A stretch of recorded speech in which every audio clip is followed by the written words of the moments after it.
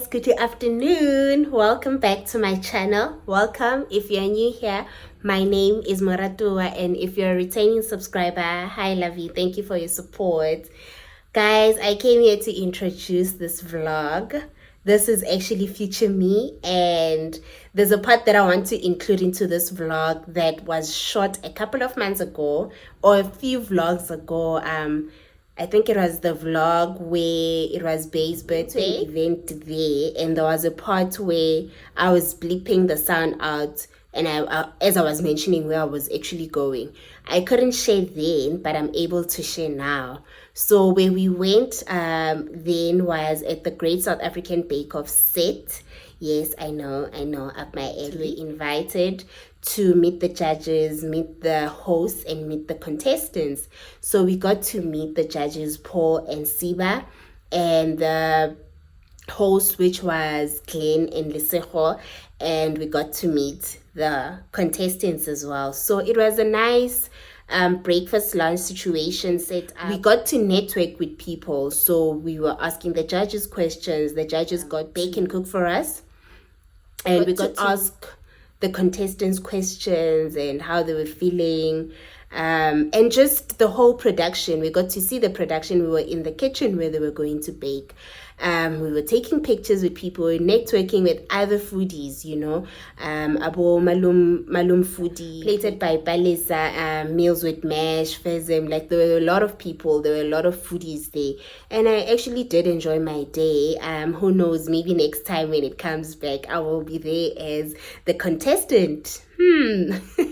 Because a lot of my clients have been saying how, if you do not, enter this, I'm gonna enter it on your behalf. And guys, like, really, I can't. I don't think I can enter such a competition of that magnitude. It's a lot of pressure. It's a lot of, there's a lot of things that you need to do for you to enter such competitions. It's not just about cakes, But yeah, I took a few clips. I tried to make the videos interesting for you guys, and then the vlog will carry on after that. So it's going to be this portion where we're at the Great South African Bake Off that you guys will see, and then the vlog will carry on. I am very, very late to post this content because most people actually started posting last week. The show already started airing.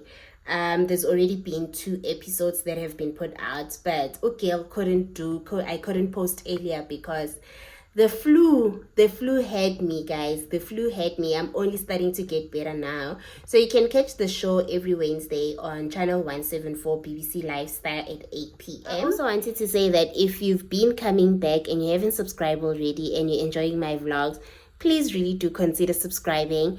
And when you see that I've posted, before you even watch, guys, just like, because it pushes out for other people to see it. So yeah, I really hope you guys will enjoy this vlog.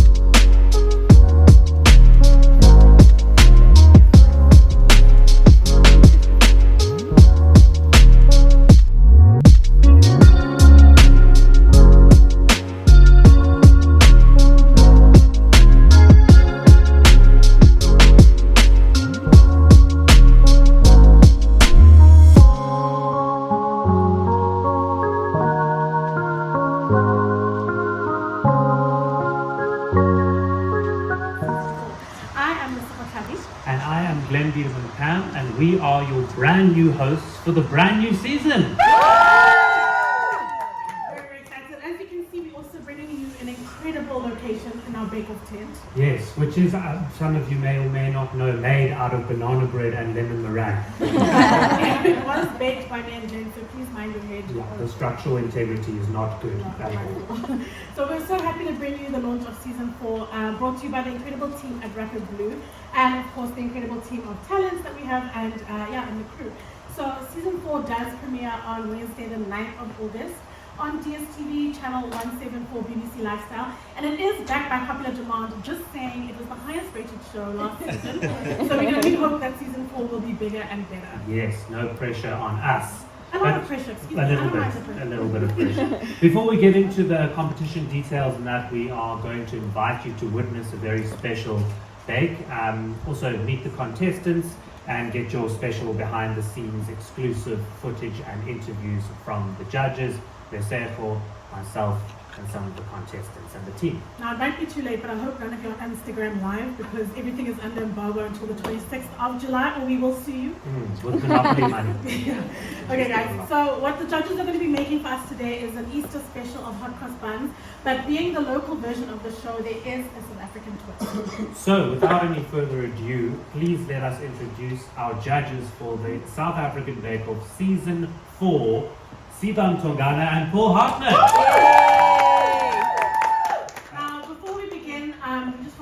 It is local, it's lekker. We are appreciating the month in which we're in, so we thought we will share a very beautiful recipe, which is hot cross buns. I do know that many people have them all the time, however, fun with a pickled fish, because I don't know, you'd have your hot cross bun as it is, alternatively, you would have it with anything that's sweet, but we want to give it a local spin, and that's the one. For the first time this season, allow us to say, on your marks, Get set, bake! You have an unlimited amount of time. Yeah. Oh, that's very nice. No pressure. Okay, so I think where we're going to start off is doing the hot cross bun. Because I don't know, if you are baking or if you are cooking, you start with whatever is baking and then you carry on with what's on top of the stove. So Paul is going to help us with that. And if you do have any questions, please feel free to ask, feel free to just interact with us. We just want to make this as lovely and fun as possible, and not this is how you make a hot cross bun. We are more fun than that. We are more fun. I'm not even very excited. Okay, that's all out there. I promise I'll eat. Siba? Yes. So just before you get started, can we just go through a little bit of for this season, which has just been incredible. I am friends with Paul Hollywood, and if you follow my work, you would have seen I once worked with him in another show. And I even texted him as like, I made it, I'm joining my family. So he swore to give me some tips on what to do, and Paul, I promise I'll share them with you. So that's how I got in. Majority of people know me from cooking specifically, and not many people know that I have a bachelor's degree in food and consumer sciences, where where I majored in food science and nutrition. And I think I have always wanted to do baking. However, with cooking shows, baking can be seen as boring because it's so methodical,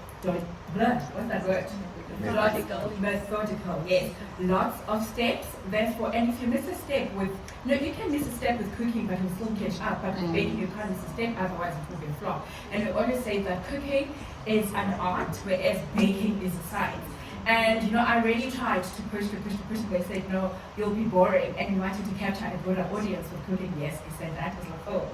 And then when I was hunted for this job, I was like, oh, it's about time. And I am really interested in the science of food and how things work and the technical aspect of it, because that's what we studied. So that's how I got in. I'm very excited. I haven't been on telly for a while. I took a break, a sabbatical, in order to create my restaurant down in Cape Town, and I think this is such a great comeback on television. So very grateful to Record Blue and BBC to have me on the show. Cool. You might want to get started soon. Yes. Spice ginger and cinnamon, and some people like it extra spicy. I know some of the retail outlets sell it extra spicy, and that's just a complement of ginger to add some more. And then other people refuse the spice; they prefer a plain bun, because at the end of the day, it's just a bun. So there's two ways of using yeast. We can have fresh compressed yeast, or as in our work today, we're going to use instant yeast or active yeast. If it's instant yeast, you can mix it with your dry ingredients. If it's fresh yeast, we like to disperse it through the wet ingredients, the milk and the egg, so that you can get it running through the entire dough instead of possibly having some pockets of yeast. Maybe Paul, if you would like to tell them why we use fresh yeast and instant yeast and what's the difference, and if you are going to substitute it, what then should you do? Yeah, The fresh yeast is not readily available retail. Yeah. You do get it at the supermarkets. If you approach the bakery counter where they sell the bread, they will sell you fresh yeast. More commonly available is the instant or active yeast. They're both desiccated or dried in little sachets. And my recipe, for example, quotes fresh yeast. If you can't get fresh yeast, all you do is divide it by 2.5. 2.5. Yeah, 2.5 and substitute it with the dry one. And then again, not in the water or the wet ingredients, rather in the dry ingredients. Yes. And you do it the traditional style where you have to ferment it a little bit, so it must sit for a little while in order for it to get that fermentation, and then you can use it. And the water must be turbid. I was explaining to a host what turbid is earlier on. It means lukewarm. And you guys are very much interested in baking, so I would imagine that you already know that. By lukewarm, we mean it must not be too hot, must not be too cold, in order to ensure that it does activate the yeast perfectly and does not deactivate it, because if it's either of those temperatures, it can be deactivated. Is a good way of testing that Turkish water is to put your elbow in the water like you would in a baby's bath. Except everything that Glenn says is disregarded because that's unhygienic. Okay, so I am, if you run a kitchen, which we both do, you have to be very firm. And sometimes that can be taken as though you're mean. I'm not mean, but I'm very firm. And it's very good because we're teaching our staff, we teach them how to and how not to cheat the process in order to get it. And sometimes they know the process, but when not there, they want to cheat it. So you have to be very firm. So I think in general, you have to be firm, but also with kindness, because we are, we're nurturing youngsters. Paul has a school where there's a lot of students and so on, and if we were to crush them, which was the old school way, it would not go well. And I think this is quite important as well. That I think we have to be honest, but also very encouraging. So I don't think you'll get a mean judge out of us, but we'll get honest. And I think from an audience perspective, that's what you will enjoy. That actually she's honest. If a person is crying and they say, I've seen your recipe and I've just judged it, I said, oh, not the greatest today, but I think, not the greatest, actually there was one for the day. And then I see your face and you're crying, I should not be empathetic towards that because it just is not fair. We should be able to judge the recipe as it is, not attach it to people, because that can influence our judging, and we really want to be fair. What's a positive is that we can taste it, you can't. And we can touch, we can feel, we can do stuff that everybody else can't do. So I think it's very important that to make sure that we are fair and credible in our judging, because in essence we are also taking what you would have done if you were the judge. In order to YouTube self-train, like Paul was saying earlier on. But I want to draw attention to what Paul is doing now. Okay, sorry. So this is a very important part of making any bread. You need to ensure that you knead the dough, and by kneading the dough, you are building that gluten structure. And you are, do you know what the gluten structure is, hey guys? Okay, so flour has a protein in it, and the protein in the flour is called a gluten. So whenever we bake something and then it rises in the oven, and then it keeps that structure without falling, it's because of that gluten. And that's the thing that majority of people are, not majority, but some people are allergic to. Hence we've got alternatives in terms of flours, etc. But this is what it does. Paul, if you can just stretch it. It's not going to stretch right now. Not now, yes. But it takes a bit of muscle, or obviously you can use a machine. Yeah. But what we do is we call a window pane test, where you can stretch it out like a balloon. Yes. But you can see this is breaking, so the gluten formation hasn't happened yet. Yes. So the more you do it, I was a little bit naughty today. I said, Paul, you're going to do it by hand. I'm a traditional process style. Let me see if you're going to do the double. Yes, traditional style. Simply because majority of people, that's how they would usually do it. But we have an option where you can do it. Paul, if you can share that with us. With the machine. Yes, so if you would use one of the KitchenAids that we have on the stands for today, tartness of orange, but then sweet. Yes. As traditional in an English parkwas bun. And then this is Siba's twist. Yes, because I hate raisins. I know, like who else hates raisins?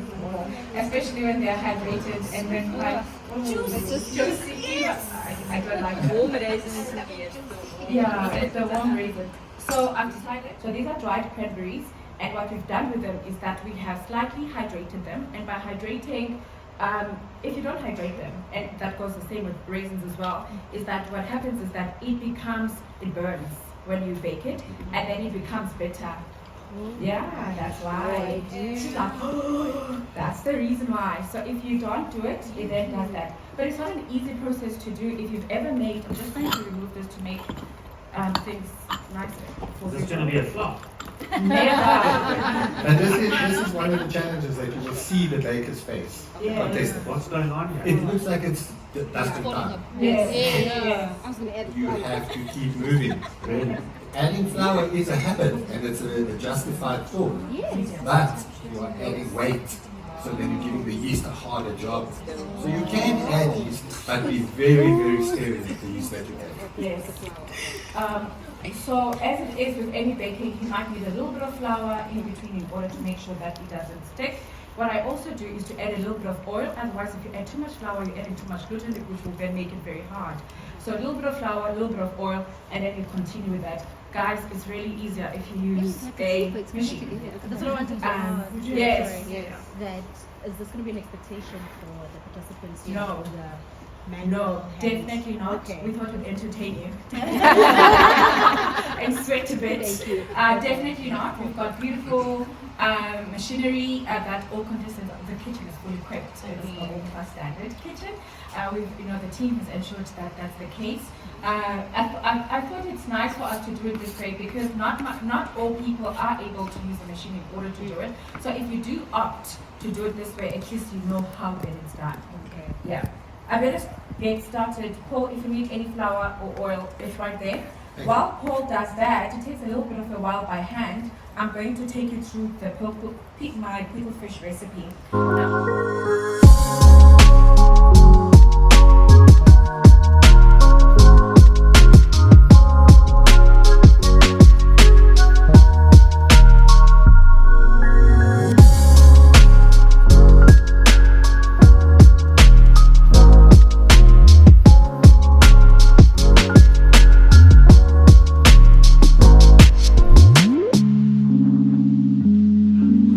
Surely the first taste is going to be different to the last one because you have 11 in between, 10 in between. I think, okay, perfect. I think the beauty about it is this is not our first rodeo. A lot of judging on the ground, not on television. So it is something that we do on a very occasional, and we do know how to take enough in order to make sure that we are sustained. And I think it's very important because it is baking, and it is sweet stuff. We have to take just enough. So if I taste a little bit, that's actually perfect for me to judge whether it's good because there are other senses as well. There's the looks, there's the texture, and we know, for instance, if you've baked something and it has not risen enough, you know the reason. And if you're a baker, you would know what that reason is. So it's not always the taste that you must depend on, but all the others that will then confirm by taste. So you've already done a lot of the work before you've even put it in the mouth. Yes, basically, baking is texture. It's how much it's risen. Is it stodgy? Is it soggy? Is it all those technical terms which we already know. So it's not always that. By the time we taste it, we almost already know how it will be because we've seen how it looks, and then it confirms what we thought. Unless if there's like a very rare occasion from a flavoring perspective, let's say a person adds something that is a different flavoring or a nicer flavoring that you haven't tried and you think, oh, I don't think that'll work, but then it does work, then that's different. But from a technical perspective of, the steaks and layers, etc. Yeah, I think even you guys, if you're avid bakers, when it comes out of the oven, you can see what's wrong. By looking at it, you know what to expect. Maybe I had the fan on for too long, the temperature was too high, there's too much of a crust, you know that texture is going to be more. So for us judging, it is that experience, that 10,000 hours if you will, but it's not just on the visual. And for the viewer, unfortunately, it is only on the viewer. Would have expected a person to have watched the show and know the format, the level, not just the South African one, but other ones as well, because if you're going to come and compete in this, you must have the knowledge, because you are in essence putting yourself out and saying you can deliver at the past levels of everybody else. So it's also the onus what's the right word? The Onus. Yes. Honest. No. The honest is with the baker as well to make sure that they're well prepared. For instance, you know the show, you know the format. Sometimes they'll do their signature bake.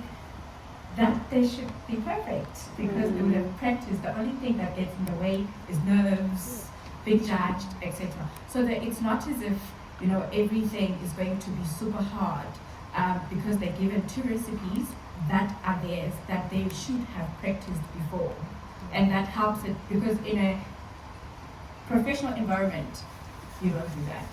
Given ingredients and it must just go.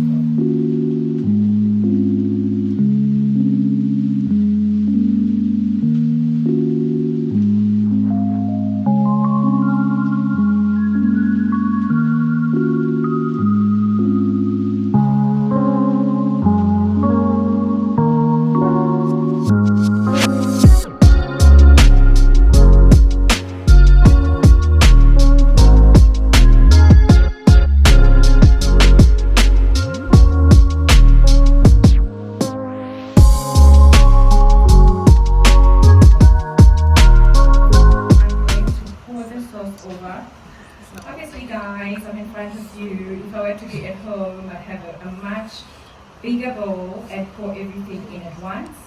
But the stylist in me wanted to make sure that the colors contrast so beautifully, so I'll do it with a spoon. If you had a ladle spoon, even better. So the fish must be drenched in the sauce.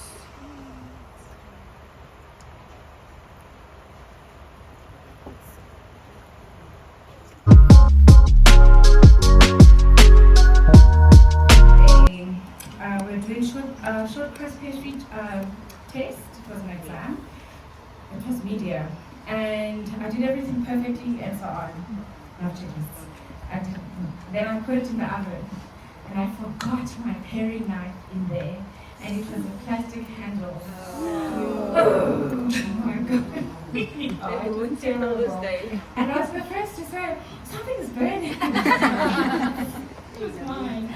I was distraught, I was distraught because I was young, I had prepared, I had done it many times, I was taught, I was, top student, wanted to impress my teachers, and I felt like, so that was the biggest thing. And then in roasting, still oven, it was when I could not afford a lot of good quality casseroles, for instance, so I made this beautiful dish that I roasted overnight. And when it was time to serve, it broke in half because it just was not a good quality to stay that long in the oven. It was terrible. I cried. So people can know what they're doing, but then Yes. things can go wrong. Things do go wrong.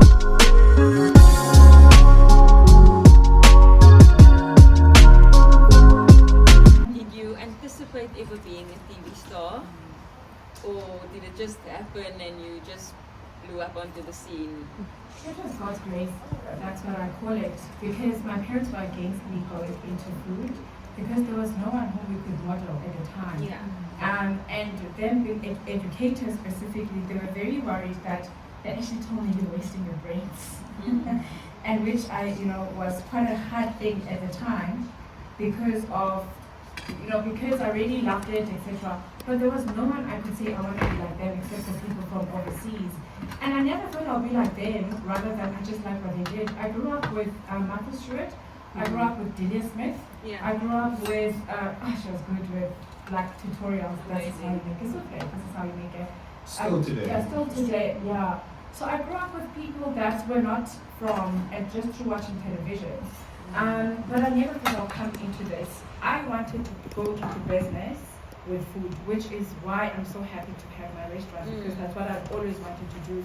And how would you advise people that want to come into the next season, hopefully season 5, how would you advise them to practice? 3 words: practice, practice, practice. But do you practice the whole category of baking or? Yes, because there's those 3 disciplines basically. There's biscuits, pastries, and cake. Okay. So you must be proficient in all of that. Bread. Bread. Yeah, bread too, yeah. Bread. On that, do you guys mind sharing what the criteria of evaluation will be for? I think it's the same for any food that you We are the assess. criteria. It's, you eat with your eyes first. The Italians will tell you eat with your nose first because you smell it before you see it, but this is different. So your first impression, I think, is the most important. From a technical aspect, we can get into texture, consistency, the flavor, the crusting, the crumb structure. That gets a bit silly from a technical aspect. But the appearance, and then the texture, how it feels in your mouth, and the flavor.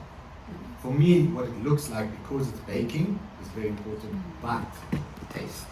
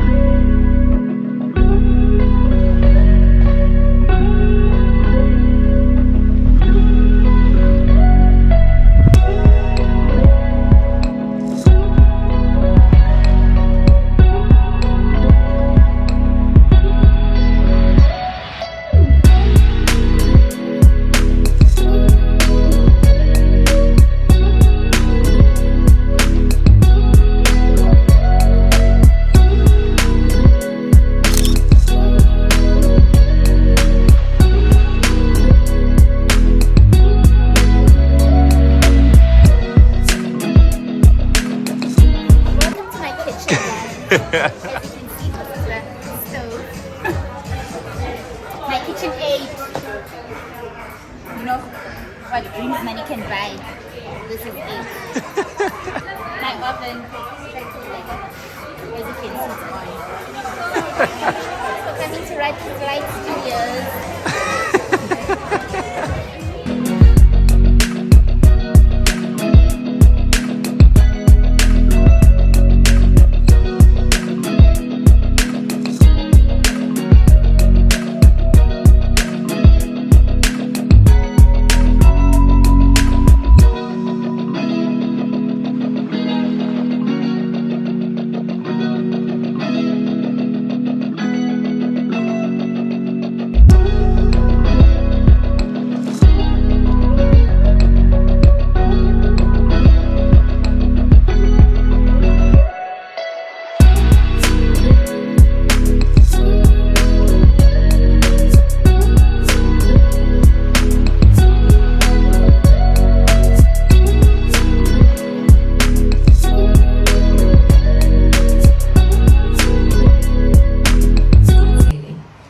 aka Matty, simply because I think a lot of people struggle to say my name.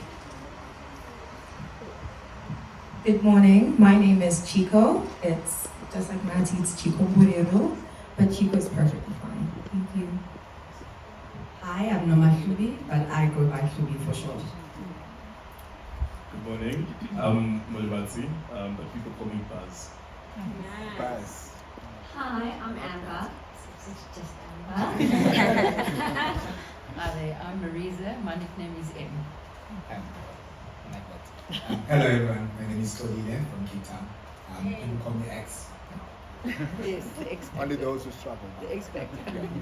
I'm Mia, just Mia. Easy peasy. Hi everyone, I'm Rizwana Adam, but I go by Riz to my friends and family mostly.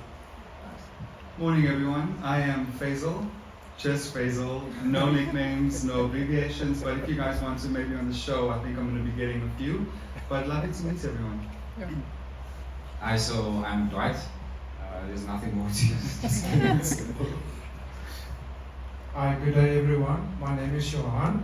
As all my friends and people around me know me, they call me Papa Joe. You guys practiced. Like, how much have you practiced? All the time. Like, Since we the don't have audition lives or anymore. damn. No, like I think a lot of us obviously we bake a lot because that's what we love to do. But when this thing came around, we were told you better cancel all those social plans. Damn. You better rearrange your life a bit, and we did. I believe we all did. I think we wake up in the middle of the night thinking, oh, I need to add more cinnamon or something. So I think we really all just try to do the absolute best that we can, because you don't want to come here and disappoint the country. Mm-hmm. So yeah, a lot I think is the short answer. It allows me to add anything and everything, so I can just recreate, no inhibitions, and just run with it. So that happens to be one of my favorites. My favorite thing to bake are cupcakes. So to my inner circle, everyone knows me for the cupcakes or the cookies. I'm that person. And the guys? Right, so I've already been nailed on this a couple of times in this past week for lemon and poppy seeds. Yeah, it's my favorite flavors, and that combination with raspberry for me in your cakes or your biscuits or anything else, that combination is just like the beast to me.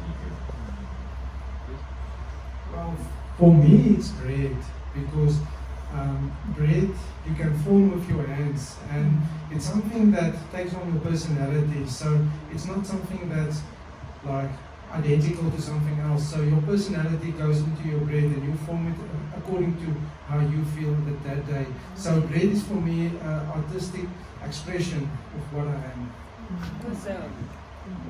So how long have you guys, have you guys been together for like what, a week already? Have you already been here? About Monday.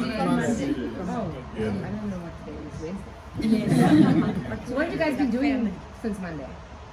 We've been chilling. So have you been baking? Have you been researching? We've been trying to, I think, just to go back to the first question, I think what's so profound about everyone here is it's a genuine love for baking. But I mean, aside from that, we've developed a family community in such a short amount of time. I mean, last night, Rizwana was kind enough to have us in our apartment teaching us how to do certain techniques with royal icing. And I mean, that's just testament to what you were saying earlier. As much as it's a competition, we are here to, help each other, and I think just to learn from each other's, skill sets and everyone's passion. I think someone asked the question about, what do you enjoy baking? I think of everyone, I just enjoy baking while I enjoy eating. So if it looks good and it tastes good, then I'm going to push myself to try and invent it. So yeah, I think just really grateful for everyone and for the opportunity to be on the show. And yeah, hopefully that answers the question about just us getting to know each other and where we are at. And to add on to what Faisal said, yes, it is a competition, but you are here as a unit. It's hard not to love the people you are with. So in helping people, it doesn't take away from what you are going to create. You help, you never know when you're going to need help with something that somebody else is really good at. So I believe do good and be good and help others, that's all. What are your thoughts on bringing your favorite indigenous ingredients into your bakes, and how are you going to showcase this on the show? So the big thing that I spoke to when I submitted my recipes was that I'm going to bring things that I grew up with. I'm going to bring my culture. So a lot of the flavors you will see on a lot of the things that I do bake and things is things we grew up with. So for example, if it's a biscuit, for example, a lot of Muslim households, for example, will be familiar with that certain time. I'm going to bring it to you guys to taste it, to try the goodness. So I find that's the best thing about the show is each different culture and each different person is going to bring things that otherwise not general tastes. And people will learn, and those things will now become so Instagram trends. Everyone's going to be making them reels. As South Africans as well, we do have to, go back to remembering our indigenous ingredients, and we can get quite influenced by, the international standards and methods of cooking. But I feel like one of the most beautiful things is actually finding that blend between, the international structures or international types of baking and implementing that using South African ingredients, South African ways. So finding that balance as well is where you truly find the beauty and the sweet spots in culinary. I think also in that we are here to tell stories as South Africans, and in everything that I believe that we'll be doing, it will be based on that, how can we actually tell a story, whether it's within my background, how I grew up and so forth, but also to inspire others, those who are actually watching. Are you most nervous? Time management. That's the one thing. Success. You're going to be fine. Getting crowded, like, I think that's the good thing, is just stopping, thinking, you've done this, it's practice. But I think we're all like, oh my gosh, there's cameras, things are happening, steaks is not what you used to at home. Yeah, I mean, I told someone that my oven at home is kind of broken and I'm used to baking with that and now I'm going to have a perfect oven and what if it doesn't work? So it's going to be a complete new set of challenges and I think that's part of this competition. It's not your home challenges. There you deal with a child and a cat jumping on the counter, but here things are so perfect and amazing that it's a different challenge. So that's my biggest fear. Clutter. I think when you're in the moment and you're baking and you're against time, the thing, I don't know about those of you who are baking at home, what can happen to your countertop and your worktop, the sensation. So I think for me it's just making sure that there's a method to my madness and making sure that I keep a clutter-free worktop, because it's easy to forget things when everything is all over the place. So I think that's just something I need to remain mindful of, and hopefully tomorrow we should have everything will go. How you doing, guys? Raru Raru. No, guys. That's so good. As I've said, please do consider subscribing if you haven't, and do like the video. See you guys on my next one.